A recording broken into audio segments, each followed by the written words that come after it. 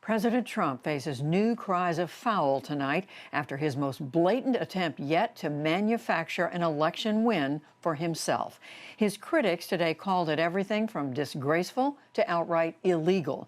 White House correspondent Yamiche Alcindor begins our coverage. A bombshell phone call and a president trying everything and anything to stay in power. In just over 2 weeks, the term of President Trump, who lost the election, ends, but he is refusing to face that fact. Instead, on Saturday, he personally made this demand of Georgia Secretary of State Brad Raffensperger: overturn the state's election results. All I want to do is this. I just want to find 11,780 votes, which is one more than we have, because we won the state. So what are we going to do here, folks? I only need 11,000 votes. Fellas, I need 11,000 votes. Give me a break. We have that in spades already. Raffensperger's office recorded the hour-long call. The audio was first released Sunday by the Washington Post. President-elect Joe Biden won Georgia by 11,779 votes, and the state has counted the ballots 3 times. But President Trump repeatedly insisted Raffensperger override that outcome. And the people of Georgia are angry. The people of the country are angry. And there's nothing wrong with saying that, that you've recalculated. Well, Mr. President, the challenge that you have is the data you have is wrong. You should want to have an accurate election. And you're a Republican.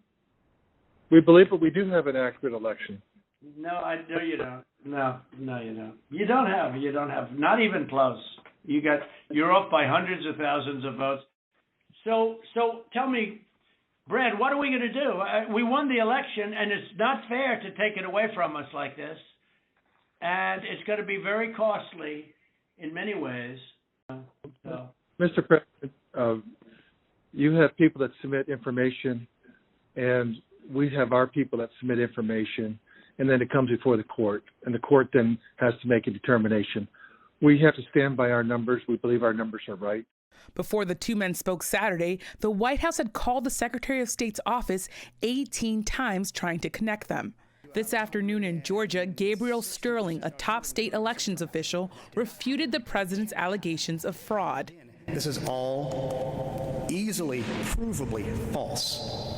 Yet the president persists. And by doing so, undermines Georgians' faith in the election system. On Twitter today, President Trump again rejected the election results without evidence. He wrote, quote, "How can you certify an election when the numbers being certified are verifiably wrong?" The call sparked a new storm of outrage. Biden campaign lawyer Bob Bauer said the call, quote, "captures the whole disgraceful story about Donald Trump's assault on American democracy." With the Georgia U.S. Senate runoff election scheduled for tomorrow, both Biden and Trump went to the state today. At a rally in Atlanta, Biden attacked President Trump's response to the pandemic. The president spends more time whining and complaining than doing something about the problem. I don't know why he still wants the job. He doesn't want to do the work. At the Capitol, Congresswoman Liz Cheney of Wyoming, the number 3 Republican in the House, spoke out. She called the phone call, quote, "deeply troubling." House Democrats urged the FBI to open a criminal investigation into the president's actions.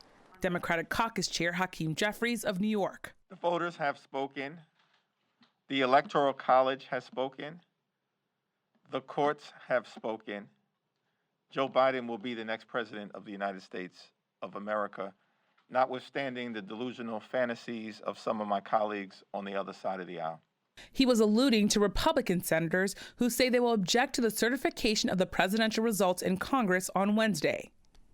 This weekend, one of the 11, Ted Cruz of Texas, spoke on Fox News. We will together object to certification in order to force the appointment of an emergency electoral commission to perform an emergency audit of the election results to assess these claims of fraud. The effort is separate from that of Missouri Senator Josh Hawley, who will also object to certification. But a number of other Republicans, including Trump allies, Senator Tom Cotton of Arkansas and Senator Lindsey Graham of South Carolina, have rejected that stance. They join with moderate Republicans, including Mitt Romney of Utah and Lisa Murkowski of Alaska, among others, who acknowledge correctly that the election is over. And just in the last few minutes, we've learned that Georgia's Senate candidate, or Senator Kelly Loeffler, up for re-election, announces that she will also oppose the electoral count from the election. But right now, to talk through more of the fallout from this weekend's news, Yamiche joins me, along with congressional correspondent Lisa Desjardins. Hello to both of you. Yamiche, just in the last few minutes, we've heard fallout from this call. But you've been talking to people around President Trump, the Biden people. What more are you learning about reaction to it? Well, President Trump and allies of the president are standing by his stance on that phone call, saying that he's doing nothing wrong, even though it's clear, Judy, that he is trying to undermine the integrity of the election and have the election overturned in his favor. President-elect Biden, as well as his allies, are condemning this phone call, condemning the president's actions to try to overturn the election. But also they're saying that they need to be busy with the work that is ahead of them because, of course, President-elect Biden is coming into office in 16 days. When we look at what President Trump was doing today, he was really lashing out at Republicans, trying to get them to come on his side. He was calling some Republicans who are against his pushes to overturn the election the surrender caucus. Another thing is, what's extraordinary about this call is that we've seen the president use this same language out publicly. He's been tweeting it. He's been making videos about these false claims. And here we heard in a phone call, of course, in extraordinary terms and troubling terms, him trying to push the Georgia Secretary of State to find votes for him. But when I talk to Biden officials, they say, yes, it's true, we condemned it in a statement, but we want to move on from this. This is, they say, theatrics on the part of the president. They also say that this underscores why it's dangerous for President Trump to stay in office. Instead, they say that they're focused on the coronavirus pandemic, on the President-elect Biden's first 100 days. They also, of course, have a lot of work to do because they have not named an attorney general. So many other things on their plate. But it is striking to see the president of the United States in a country like ours that exports democracy say here that he wants democracy to be overturned. And to Lisa, Lisa, you've been reporting on the Hill. What are you seeing? What are you hearing in reaction from there? First, it's important, Judy, to understand that nearly everything leaders in Congress say right now is calculated based on whether it affects the Georgia Senate races, either side. Today, House Republican leader Kevin McCarthy was asked about the Georgia phone call the president had. He ignored those questions, did not have comment. Other Republicans have tried to tell me they believe perhaps the president literally meant finding boxes of votes that perhaps were laid aside or thrown away. But Democrats, many of them say they think this could be a criminal offense. One of them, Dean Phillips, House member, told me he thinks it's impeachable. And you know, I also want to note that we have had a call for an FBI investigation.